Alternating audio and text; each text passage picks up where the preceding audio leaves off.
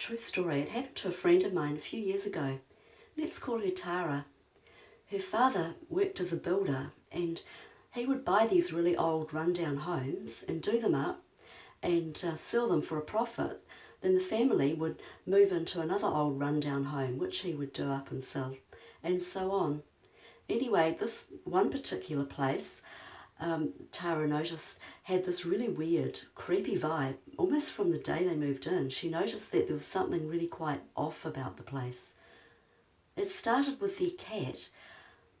Their cat was always arching its back and hissing and spitting at some unseen presence. And then the cat would just run from the house looking really terrified. It had never behaved like that before. Also, Tara said when she was lying in bed at night, she could hear these sounds like footsteps coming from this room that there was no one in. It was just used as an old sort of spare room, which they'd store their junk in. And that was really strange. One other time, she said she would be walking down the passage and she'd feel these eyes on her, and she could feel all the hairs rising up on the back of her neck. She kept wanting to turn around, but of course there was no one there. And she just felt these really eerie, icy areas in the house, like dead spots, just areas of unnatural cold. Quite often she said she didn't like being alone in the house, and she preferred to be outside. Even in winter she preferred to be outside, even because the place was just so creepy.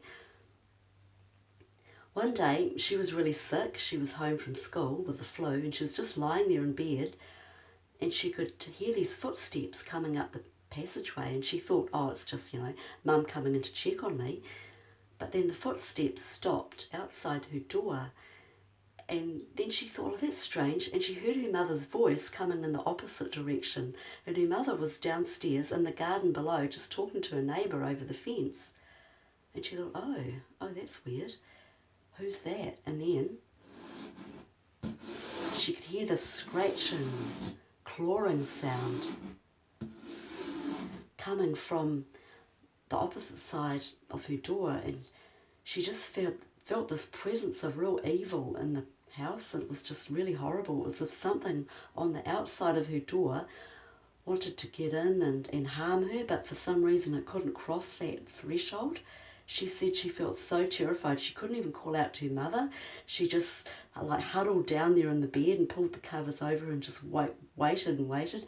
Then the door slammed and her mother was coming in, and to her relief her mother came into the bedroom and the sound went away. Her mother asked her what was wrong, because Tara must have looked as white as a sheet. And when Tara explained, her mother said yes, she felt there was something really odd when she was outside and she just had to come in.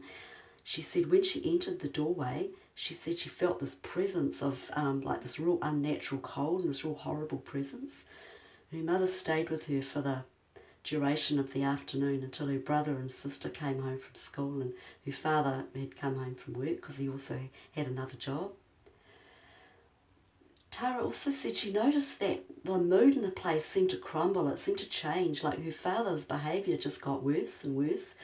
He always was a bit of an arsehole anyway, but he just seemed to get nastier. His temper was really vicious. He was always yelling and screaming and abusing her mother and abusing the others, and her mother was always crying. It was just horrible. The whole atmosphere was just really awful.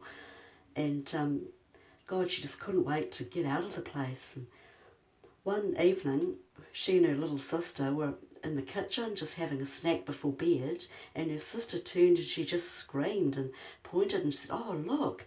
And Tara looked, and about 10 feet away there was this dark kind of mass just hovering there between the lounge and the kitchen, and there were these 2 red eyes and they were just glowing at them. And Tara said she just grabbed her little sister and they just ran upstairs, and when she tried to tell her mother and father, her father wouldn't have a bar of it and just yelled at them and told them to stop being so damn stupid and get to bed. Her mother believed her, and she went in and slept with the girls that night in their room to give them comfort. Fortunately, it was a few days later, the house was sold and the family all moved out, and the next house they moved into was much nicer. It just had a really lovely, warm, vibe about it, and it was just so different.